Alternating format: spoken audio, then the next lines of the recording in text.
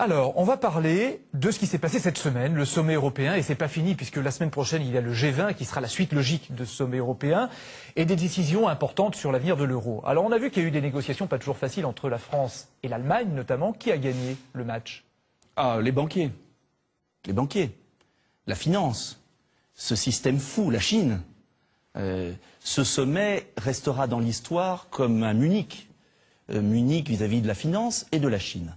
C'est-à-dire une démission totale des dirigeants européens et surtout du dirigeant français, italien et autres.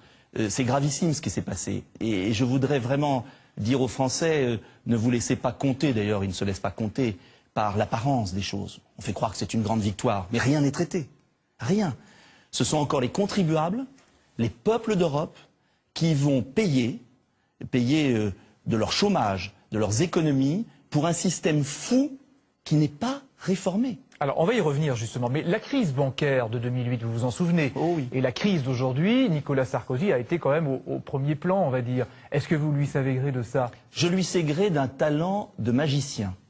C'est le grand cabaret de Patrick Sébastien. C'est-à-dire une capacité étonnante à faire croire que les problèmes sont réglés alors qu'ils ne le sont pas. Et je voudrais vraiment insister, Francis Letellier, sur un point. Si les chefs d'État avaient décidé de remettre de l'ordre dans le secteur financier et bancaire, j'applaudirais. Comment? Très simple. Prendre le contrôle des banques, faire partir leurs dirigeants, faire rembourser les bonus et les rémunérations extravagantes qu'ils se sont donnés encore après 2008, après le sauvetage par les États, et séparer les banques de dépôt, de crédit, des banques d'investissement et d'affaires. Ce que Nicolas Sarkozy a exclu jeudi soir. Totalement exclu jeudi soir. C'est une erreur de sa part? Mais c'est une faute politique et économique. Pourquoi?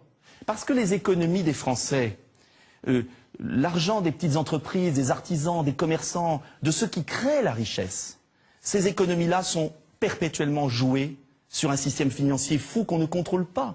Et donc le système va continuer. On va pressurer encore les Français, comme les Italiens, comme les Grecs et les autres, pour donner de l'argent dans un puits sans fond. Ça ne peut pas durer. Alors, donc il faut bien à un moment dire, si on veut résoudre les problèmes, il faut traiter les problèmes à la source. Et le problème à la source, c'est ce système financier qui pompe l'argent, qui le joue, et l'euro qui asphyxie les économies du Sud et de la France. Alors justement, on va parler de l'euro parce que ça c'est votre cheval de bataille et oui. Vous dites que, après tout, sortir de l'euro, ce serait pas catastrophique. La Grèce pourrait, c'est un scénario envisageable, sortir de l'euro. Si elle sortait de l'euro, est-ce que pour vous ce serait un bon test pour voir ce qui se passerait?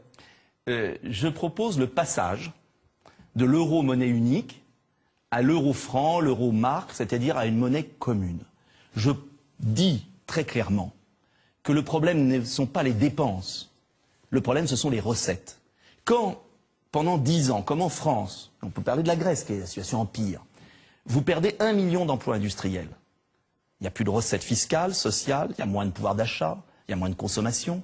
Et le pays s'effondre. C'est ce qui s'est passé en Grèce, c'est ce qui se passe en Italie, c'est ce qui se passe en Espagne. Moins d'industrie, mais est-ce que... Pourquoi? Non mais pourquoi, pardonnez-moi d'insister, parce que c'est une matière très complexe. Qu'il n'y a plus d'industrie là aujourd'hui en France, mais c'est pas nouveau. Pourquoi ne pas l'avoir dit plus tôt? Écoutez, quand on entendait dire... Francis Letellier. Je sais pas, sincèrement. Je vous attaque Je l'ai dit mais globalement, c'était pas dans le débat. 10 ans que je le dis, vous le savez, plus même avec Philippe Séguin. Qu'est-ce qu'on avait dit? Qu'est-ce que Philippe Séguin avait dit? C'est chose très simple. Quand vous avez une monnaie trop chère, et que vous avez en plus le libre-échange déloyal, c'est-à-dire l'ouverture totale des frontières avec des ouvriers en Chine à 50 € le SMIC. Eh bien, qu'est-ce qui se passe? Les industries s'en vont. Et quand les industries s'en vont, eh bien, il n'y a plus de recettes. Et vous pouvez... Mais comment les retenir? Comment les retenir? Ouais. En ayant une autre politique. Il y a 10 pays dans l'Union européenne qui n'ont pas l'euro. Et pourquoi ces petits pays, par exemple, je pense à la Suède, au Danemark, qui n'ont pas eu la monnaie chère de l'euro, pas trop chère. Pourquoi eux, ils arrivent à exporter? Parce que justement, ils n'ont pas une monnaie qui les tue à petit feu. Vous pouvez, si vous êtes médecin, si vous avez un abcès quelque part dans l'organisme, vous pouvez donner des tonnes de médicaments. Si vous opérez pas à un moment ou à un autre et que vous enlevez pas l'abcès, vous ne réglerez pas le problème. Alors on commence à s'en apercevoir aujourd'hui. Et pour la Grèce, il faudrait qu'elle sorte de l'euro, bien sûr. La Chine va venir en aide à l'Europe, probablement. En aide. Oui, c'est ce qu'ils veulent, c'est comme ça.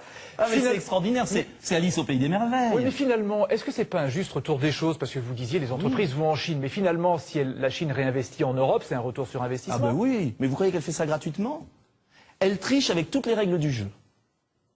Esclavage social, pollution environnementale, copie.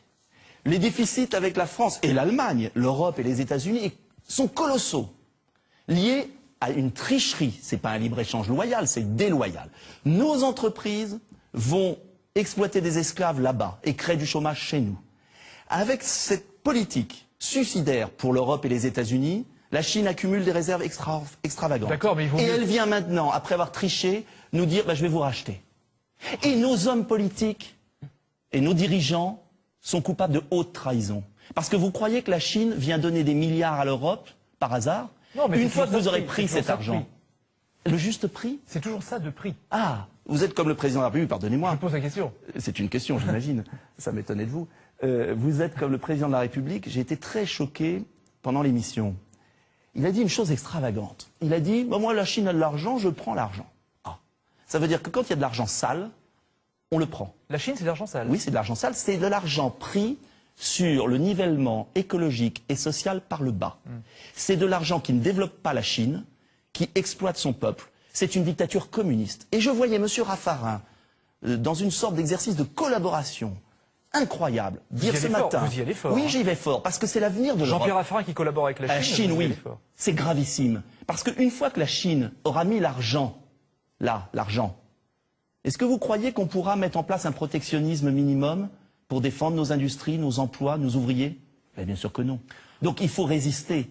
Il ne faut pas se coucher devant la Chine. Ça ne veut pas dire qu'on ne peut pas avoir un partenariat avec elle.